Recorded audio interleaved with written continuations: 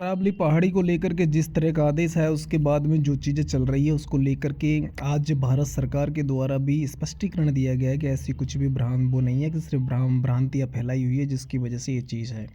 तो माई टेथ और fact fact के तहत ये चीज़ें बताई गई हैं। तो आप देख सकते हैं कि अरावली इस सेफ के नाम से पीआईबी पे भी ये चीज़ें दिखाई गई है। तो भारत सरकार ने भी ये चीज़ बहुत ही सही ढंग से की है।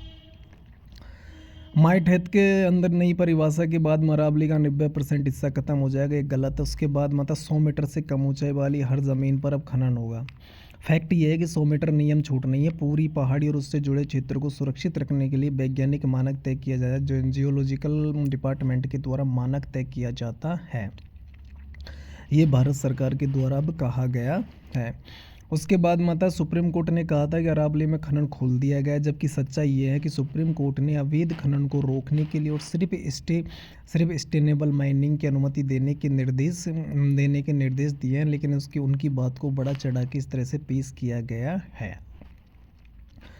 और बात करते हैं कमज़ोर नहीं मजबूत होगी 100 मीटर की सुरक्षा सीमा। 100 मीटर का मतलब पहाड़ी के ऊपर से नीचे तक का फैलाव माना जाता है। पहाड़ी के नीचे से 100 मीटर तक का एरिया भी रहेगा हमेशा संरक्षित। उसके बाद में दो पहाड़ियों के बीच में 500 मीटर का गैप भी अरावली का हिस्सा ही माना जाएगा। ये भारत सरकार और राज्य सरकारों के द्वारा स्पष्टीकरण दिया गया है। उसके बाद में आता है कि राजस्थान, हरियाणा और गुजरात में मनमानी खनन होगी। तब सरकार के द्वारा फैक्ट चेक करके बताया गया कि सभी राज्यों के लिए एक समान वैज्ञानिक और पारदर्शी मापदंड लागू किए गए हैं। किसी भी विशेष राज्य को ये दर्जा नहीं दिया गया है कि वो मनमानी रूप से अरावली के अंदर खनन कर सकता है। उसके बाद में आता है कि ज़्यादातर अरावली क्षेत्र खनन के लिए खोल दिया गया है। ये फैक्ट अभी चल रहा है, लेकिन फैक्ट जो सरकार के द्वारा दिखाया गया है उसके अंदर विश्लेषण के अनुसार उदयपुर का 99.89% सुरक्षित है, राजसमंद 98.9% सुरक्षित है, साबरकाठा 88% और महेंद्रगढ़ 75% तक सुरक्षित माना जाता है। उसके बाद में कहा जाता है कि इको सेंसिटिव और फॉरेस्ट एरिया भी प्रभावित होगा। ये चीज़ की भ्रांति फिलहाल फैली हुई है। सरकार की तरफ से इस पे सफाई दी गई है कि protect area ESG reserve forest और वेटलैंड के खनन पूरी तरह से प्रतिबंधित है।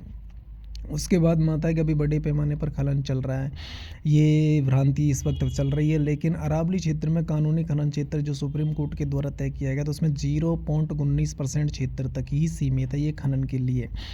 और इसके बाद में बात आती है अलग की कि दिल्ली NCR में खनन की अनुमति दे दी गई है। तो दिल्ली NCR में खनन की अनुमति दे दी गई, इसके बारे में भी सरकार ने साफ साफ किया है कि दिल्ली में अरावली क्षेत्र में किसी तरह का खनन पूरी तरह से प्रतिबंधित है। कोई भी व्यक्ति किसी भी तरह के भ्रामक के बीच में ना आए। लेकिन ये सबसे बड़ी बात है कि भारत सरकार को ऐसा और सुप्रीम कोर्ट को ऐसा आदेश देने की ज़रूरत ही क्यों पड़ी।